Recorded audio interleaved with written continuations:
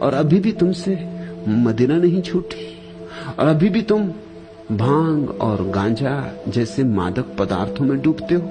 एक बात ख्याल रखना, जो जागे हैं वो तुम्हारे शराब या मांस मदिरा के विपरीत किन्हीं और कारणों से हैं। तुम भी इनके विपरीत होते हो, लेकिन तुम्हारे कारण भिन्न। तुम कहते हो मदिरा मत पीना क्योंकि व्यर्थ पैसे की हानि होती, स्वास्थ्य खराब होता है, पत्नी बच्चे भूखे मरेंगे, इसलिए मत पीना। ये कोई कारण ज्यादा देर तक साथ देने वाले नहीं। समझो कि तुम्हारे पास काफी सुविधा है और तुम्हारे मांस मदिरा पीने से, खाने से बच्चे पत्नी भूखे नहीं मर जाएंगे, तो फिर क्या अड़चन? तो ये शिक्षा गरीबों के लिए होगी, अमीरों के लिए नहीं। उनके लिए कोई अड़चन नहीं होनी चाहिए। तो ये तो बड़ी सशर्त शिक्षा हो गई। ये शिक्षा कहती है कि शरीर खराब हो जाएगा, लेकिन शरीर तो खराब हो ही जाता है, दिन 2 दिन पहले के दिन 2 दिन बाद। इसका क्या मूल्य है? 70 साल में मरे कि 80 साल में मरे? अच्छा तो यही कि 70 साल में मर गए, 10 साल के लिए दूसरे को जगह खाली कर गए। दुनिया में जगह वैसे ही कम, भीड़ बढ़ती जाती, हाथ हिलाने की जगह नहीं रह गई।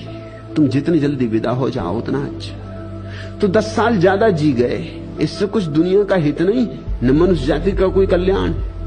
फिर 10 साल पहले मरे कि 10 साल बाद मरे, फर्क क्या पड़ता है? 10 साल और रह जाते, कुछ लोगों को और चूसते, कुछ और धन इकट्ठा करते, तिजोरी में कुछ और भरते, लोग तुमसे और परेशान होते, और क्या होता? और तुम्हारी जिंदगी थी ही क्या? कोई संगति थी नहीं, कोई संगीत था नहीं। लंबा जी के भी क्या करोगे? ये तर्क कोई काम नहीं आने वाले। और फिर ये तर्क सही भी नहीं, क्योंकि शराब पीने वाले भी लंबे जीते देखे जाते, शराबी जल्दी नहीं मरते। शंकराचार्य 33 साल में मर गए, इसका क्या ये अर्थ होगा कि धर्म से सावधान?